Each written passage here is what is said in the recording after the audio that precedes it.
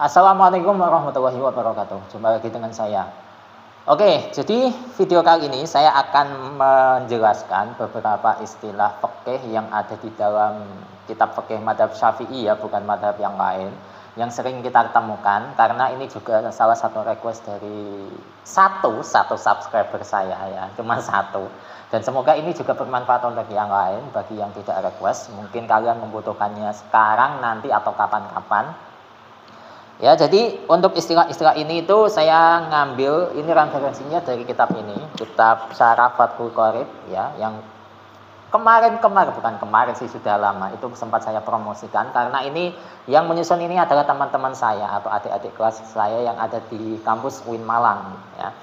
Jadi untuk link pembelian buku ini ya silakan cek di kolom deskripsi ya. Nah, ini ada di halaman 18 dan ini bukunya itu cukup tebel. Nah, untuk referensinya ini nggak main-main terus istilah ini terus diartikan seperti ini berdasarkan pendapat teman-teman saya, itu enggak. Ini ada referensinya. Jadi ini referensinya itu ada di kitab mana tadi?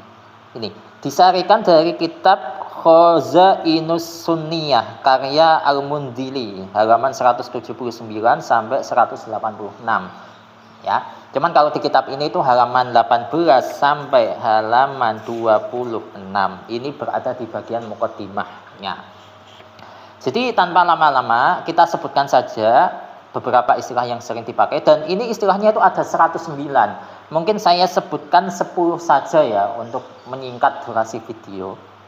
Ya. Oke, kita mulai dari istilah yang pertama. Istilah pertama adalah ittafaqu atau para ulama itu sepakat. Di sini keterangannya atau maknanya pendapat dari satu madhab yang tidak ada khilaf di dalamnya, bukan kesepakatan lintas madhab. Jadi ittafaqu, ulama Syafi'iyah sepakat. Ya, kalau ittafaqu itu berarti hanya satu madhab, ulama-ulama di dalam satu madhab tersebut itu sepakat. Ya. Kalau ulama lintas madhab itu biasanya itu pakai jumhur ulama. Ya. Tapi kalau ittafaqu ini hanya satu madhab di situ ada banyak ulama dan ulama di madhab tersebut itu sepakat. Ya, jadi pendapat dari satu madhab yang tidak ada khilaf di dalamnya, bukan kesepakatan lintas madhab. Kemudian yang kedua, aslur raudhati atau di sini selain aslur raudhati ka asliha au asluha, yaitu redaksi Imam Nawawi dalam kitab Ar-Raudhah yang telah disimpulkan dan diringkas dari penjelasan kitab Al-Aziz atau Syarah Al-Kabir karya Imam Rafi'i. Ini menandakan tingginya derajat dua syekh tersebut. Ya. Untuk istilah ini mungkin nggak banyak kita temukan di kitab-kitab fikih ya, tapi ada istilah seperti ini. Kemudian istilah yang ketiga apa ini? Aqarrahu fulanun. Kaul yang tidak tertolak disebut juga kaul mutlak. Aqarra yukiru iqraran, menetapkan ya. Jadi pendapat ini ditetapkan oleh fulan. Ya. Ini juga nggak banyak kita temukan ya. Nggak banyak kita temukan kalau kita bacanya Fathul Qorib, ya itu nggak sering nggak kita temukan. Tapi kalau di kitab-kitab yang tebel-tebel fikih ya mungkin ada istilah seperti ini. Yang nomor 4, al-ikhtiyaru wal mukhtaru. Pendapat yang berdasarkan hasil ijtihadnya orang-orang terpilih dengan istimbat hukum dari dalil-dalil usul. Pendapat ini keluar dari kaidah madhab namun tidak dapat dicatat. Dalam redaksi Imam Nawawi dalam kitab Ar-Raudhah sama dengan istilah al-asah fil madhab. Jadi pendapat yang asah di suatu madhab. Atau biasanya kalau kiai-kiai kita memaknai wal mukhtaru utawi pendapat kang den pilih. Jadi pendapat yang dipilih. Tuh. Kemudian istilah yang kelima al-asah. Nah, ini sering kita jumpai ya. Menunjukkan adanya khilaf pendapat dari kalangan ashabus Syafi'i yang keluar dari kaidah-kaidah Imam Syafi'i dan merupakan pendapat yang rajih atau yang unggul karena kuatnya dalil. Kebalikan dari pendapat marjuh kebalikan dari al-asah adalah marjuh atau kebalikan dari rajih adalah marjuh yang diungguli. Meskipun pendapat yang marjuh itu sahih ya, karena adanya khilaf menyelisih pendapat yang kuat dalilnya. Jadi pendapat yang kuat serta pendapat yang lemah ini sama-sama punya dua dalil yang kuat. Cuman untuk pendapat yang rajih itu lebih banyak dipakai ya.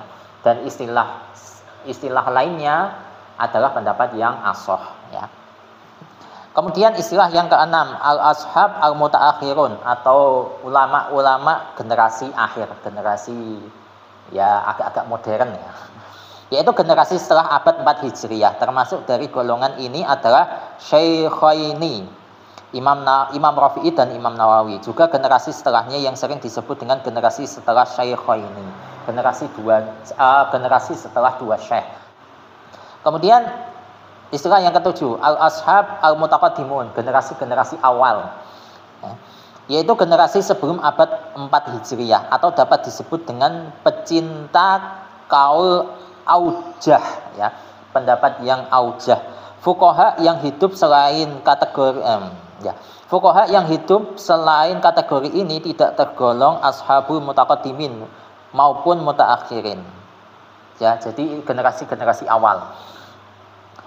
Selanjutnya istilah yang nomor 8, al-adhar, pendapat yang jelas. Menunjukkan adanya khilaf dalam pendapat-pendapatnya Imam Syafi'i dan kaul adhar, merupakan pendapat yang arjah atau pendapat yang lebih unggul karena kuatnya persepsi. Kebalikannya adalah kaul marjuh yang diungguli meskipun dohir jelas. Jadi pendapat yang ashah serta adhar ya mungkin ini agak-agak sama ya, cuman beda istilah. Dan saya kan belum terlalu mendalami fikih banget ya, jadi masih belum tahu letak perbedaannya di mana gitu. Selanjutnya adalah istilah yang nomor 9, al-aqwal, pendapat-pendapat atau kaul-kaul. Menunjukkan adanya perbedaan pendapat Imam Syafi'i. Adapun pendapat yang unggul dari beberapa pendapat Syafi'i adalah menggunakan hasil tarjih dari ashab atau dengan nas ketetapan langsung dari Imam Syafi'i. Contohnya seperti ada kaul qadim serta kaul jadid. Ya, itu ashabus Syafi'i itu lebih mengunggulkan kaul qadim di beberapa kondisi dan mengunggulkan kaul jadid di beberapa kondisi. Misalkan untuk pendapat yang lebih mengunggulkan kaul qadim itu seperti diam ketika mendengarkan sholat Jumat, diam ketika mendengarkan khutbah Jum'ah. Itu ashabus Syafi'i lebih memilih pendapatnya Imam Syafi'i yang kaul qadim dibandingkan kaul jadid. Sedangkan untuk pendapat yang mana para ulama Syafi'i itu lebih mengunggulkan kaul jadid, itu biasanya itu untuk seputar masalah haid ya. Kalau salah mohon dikoreksi ya. Biasanya itu kalau seputar haid itu ashabus Syafi'i lebih memilih pendapat Imam Syafi'i yang kaul jadid ya. Selanjutnya istilah nomor 10, al-aujah. Menunjukkan adanya perbedaan pendapat di kalangan ashab ya atau wajah, di mana yang paling kuat disebut dengan aujah ya, pendapat yang paling aujah. Jadi aujah itu kan wajhun atau arah ya, arah berarti aujah yang lebih mengarah ke situ. Jadi ya bisa diartikan atau diterjemahkan pendapat yang lebih kuat ya, antara pendapat yang rajih, pendapat yang ashah, pendapat yang aujah. Itu bahasa Indonesia kita terjemahkan pendapat yang paling kuat, biasanya seperti itu. Tapi dalam istilah bahasa Arab itu ada perbedaan, bisa aujah, bisa ashah, bisa adhar ya. Makanya ini biasanya orang-orang yang memang senang bahasa Arab itu lebih nyaman baca teks Arabnya langsung gitu. Berbeda dengan para pecinta terjemah ya, itu beda. Nah, jadi itu untuk 10 istilah yang ada di dalam madhab Syafi'i yang saya sebutkan di video kali ini dulu. Untuk istilah-istilah yang lainnya insya Allah akan kita lanjutkan di video selanjutnya ya insya Allah. Jadi itu dulu, semoga video ini bermanfaat untuk kalian. Sampai jumpa lagi di kesempatan selanjutnya ya insya Allah. Wassalamualaikum warahmatullahi wabarakatuh.